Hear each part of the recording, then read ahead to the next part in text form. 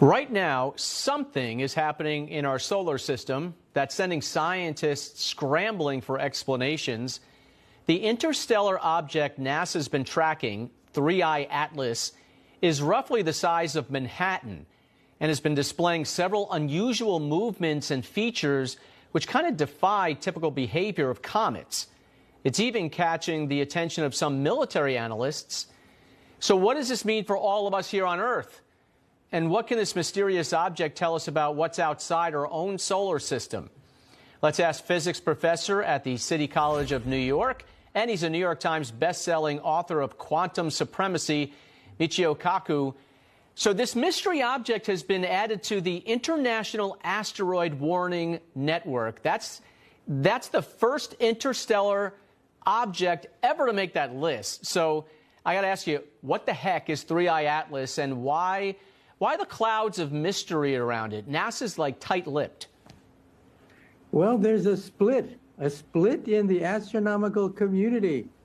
The majority faction says, what's all the fuss about? I mean, it's just a rock from outer space, and it's going to come through our solar system for the first time and then come whizzing back out again.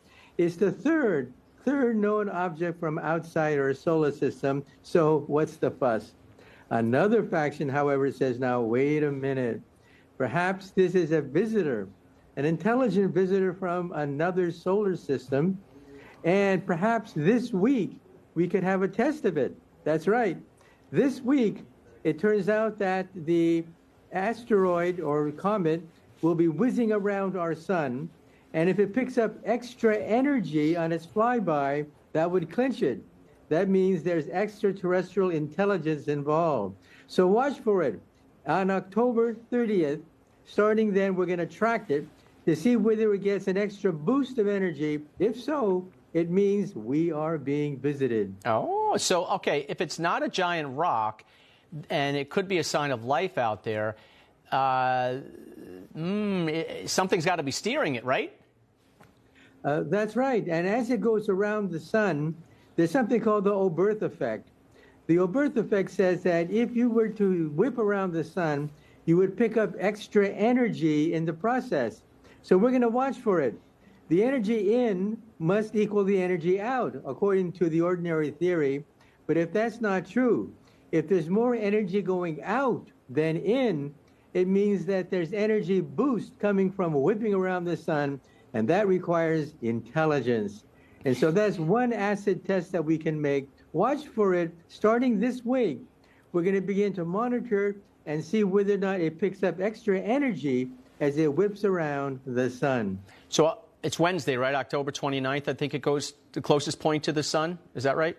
That's right. That's the perihelion. Okay. And at that point, if it picks up extra energy, that's outside the ordinary bounds of the conservation of energy. So watch for it.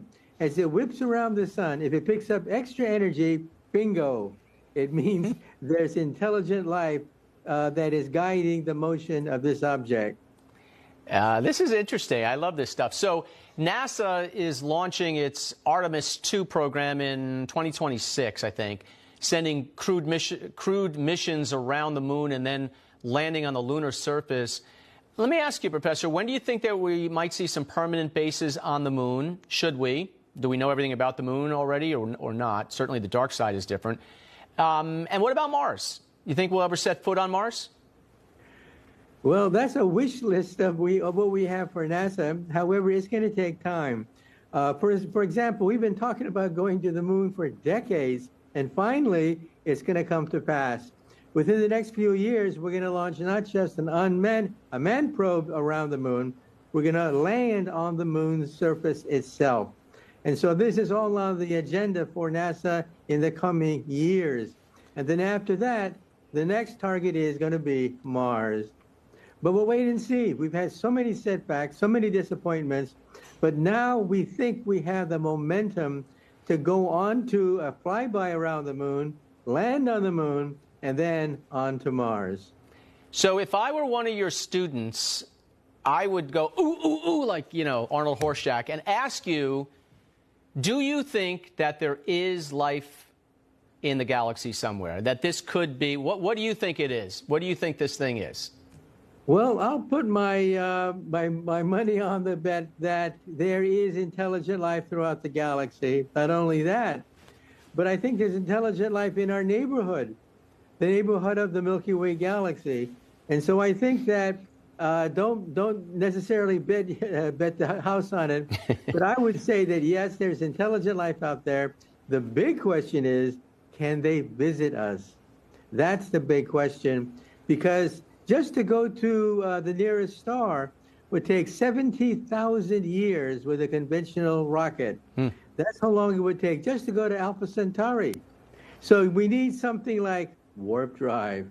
Now that, of course, is on the wish list of every science fiction writer, but that's what's required if we're going to meet intelligent life throughout the galaxy, warp drive. Speaking of Alpha Centauri, maybe it's the Robinson family finally getting back on the Jupiter, too. I don't know. We'll find out. Professor, thank you for being interesting, because this stuff can get really in the weeds, but good stuff. Thank you. My pleasure. Anytime.